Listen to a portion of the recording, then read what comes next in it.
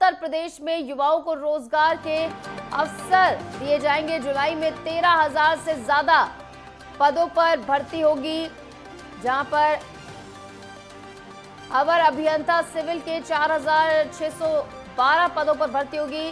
प्रावधान सहायक group C के 3,000 से भी ज्यादा भर्ती होगी। जेई सिविल के 2,847 भर्ती होंगी। इसी के साथ आयुर्वेदिक फार्मासिस्ट की 1,002 पदों पर भर्ती होगी। होम्योपैथी फार्मासिस्ट के लिए 397 पदों पर भर्ती होगी। कनिष्ठ विशेषज्ञ औषधि के लिए 361 पद पर भर्ती होगी। सहायक स्टोर कीपर के लिए 200 पदों पर भर्ती होगी। तो लखनऊ में ये बड़ी खबर आपको बता रहे हैं, जहां उत्तर प्रदेश में युवाओं के लिए रोजगार के अवसर यहां पर सरकार की ओर से बढ़ते हुए अवर अभियंता सिविल के 4,616 पदों पर भर्ती होगी। तो तमाम ये वो पद जिन पर भर्ती होगी।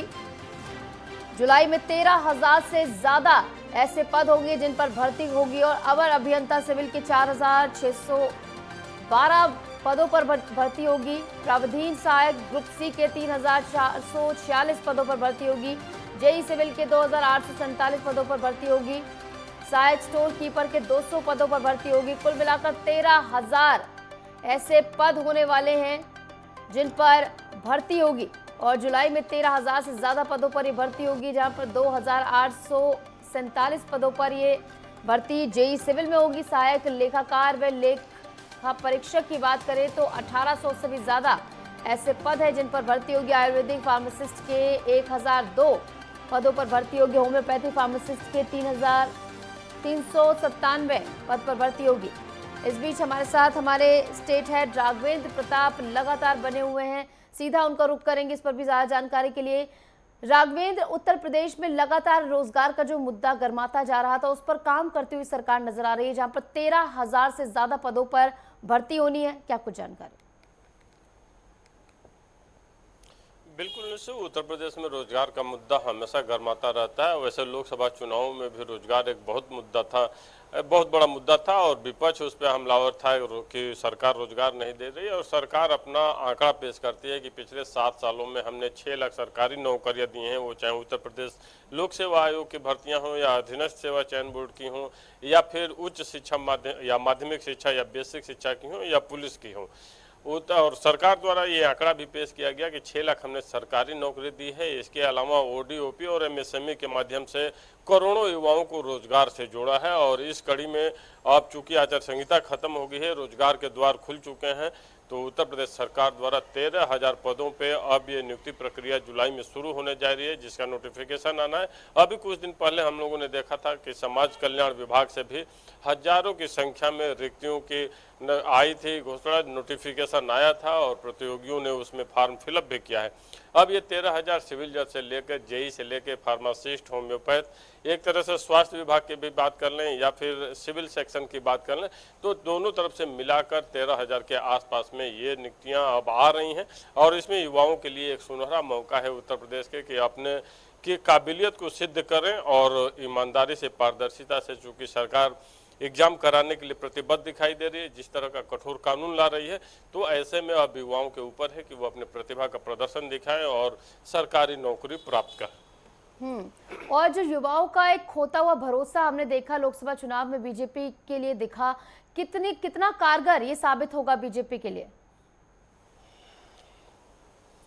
बिल्कुल नहीं, जो भरोसे की बात आपने कही, भरोसा रोजगार देने को लेकर नहीं डगमगाया, बल्कि 2012 से 2017 तक जो अखिलेश यादव सरकार थी, उस समय उत्तर प्रदेश लोक सेवा आयोग से लेकर पुलिस भर्ती से लेकर अधीनस्थ सेवा चयन बोर्ड तक की जितनी नियुक्तियां थीं उस पर सवालिया निशान खड़े हुए।